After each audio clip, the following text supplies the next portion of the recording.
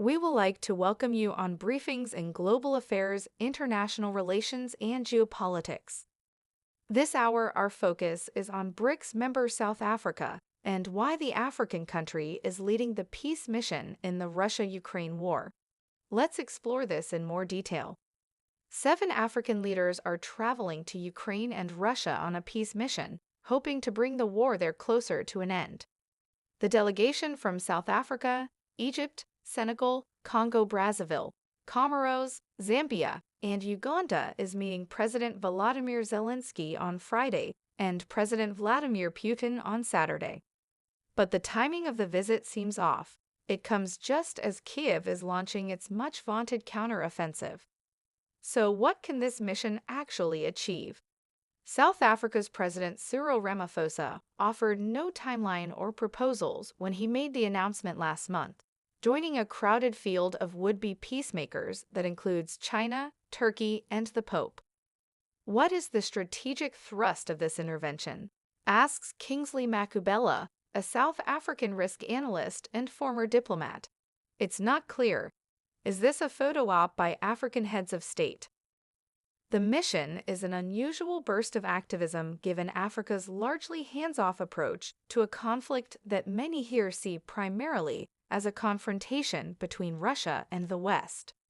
It is also a rare attempt at diplomatic intervention outside the continent, a welcome development given Africa's growing demand to have a bigger voice at the UN and other international organizations, says Murithi Mutiga, Africa Director at the International Crisis Group, ICG, think tank.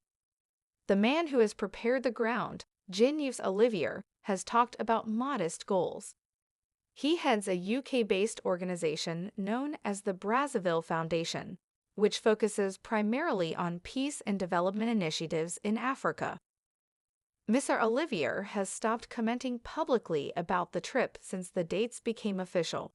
But in previously published interviews, he has laid out his approach. He said the aim was to start talking rather than to resolve the conflict, to begin a dialogue on issues that do not directly affect the military situation and build from there. One of them is a potential swap of Russian and Ukrainian prisoners of war. The other is to try and find solutions to issues that matter to Africa, like grain and fertilizer. The war has severely restricted the export of grain from Ukraine and fertilizers from Russia, intensifying global food insecurity.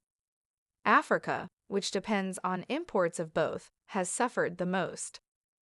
Mr. Olivier said the African leaders would seek to persuade the Russians to extend the fragile agreement that allows Ukraine to ship grain through the Black Sea, and it will urge Kyiv to help find ways to ease restrictions on the export of Russian fertilizers currently being held up in ports.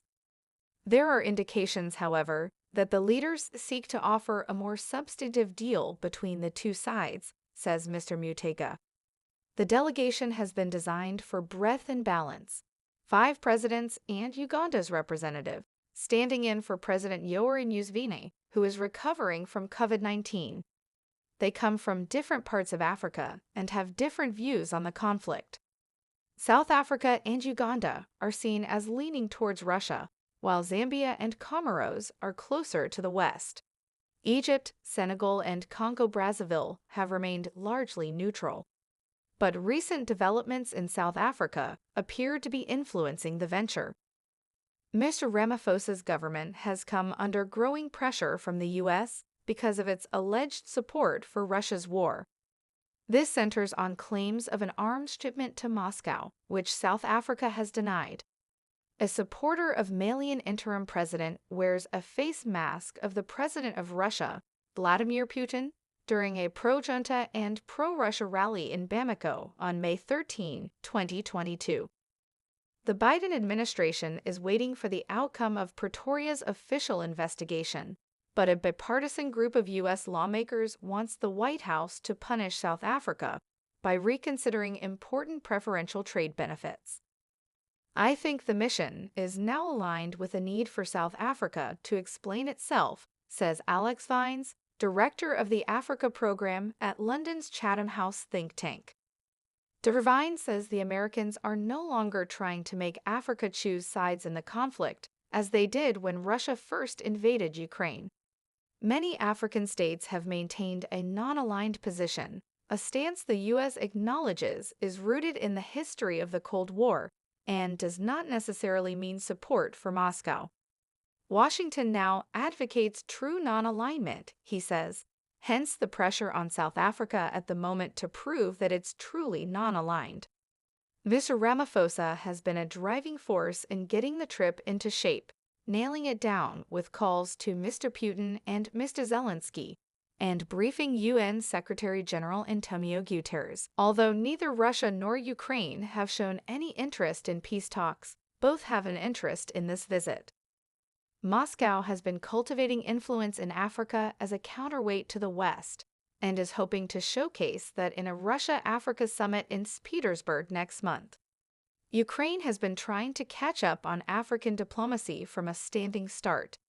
It recently sent its foreign minister to the continent to plead its case and would welcome another chance to do so. The Ukrainians will probably try to persuade the African mediators not to attend the summit, says Dr. Makhubela. The Russians want to show that they are not isolated, but their interests are mutually exclusive. That's why this is going to create a dilemma for African heads of state as to whether they go to St. Petersburg, he adds. Analysts see the summit as an important indicator of Africa's relations with Russia, but not an ideological one. Africans are transactional in this, says Dervine, noting that the biggest worry of ex-guerrilla fighters in Mozambique he had spoken to recently was the cost of living because of this distant European war. It's not their war, he says. That is in fact one of the few advantages the African leaders could bring to the peace table as mediators, according to Mr. Muteka, should the parties ever decide to sit at it. That's where we wrap things up for the time being. Thanks for watching. See you in the next video.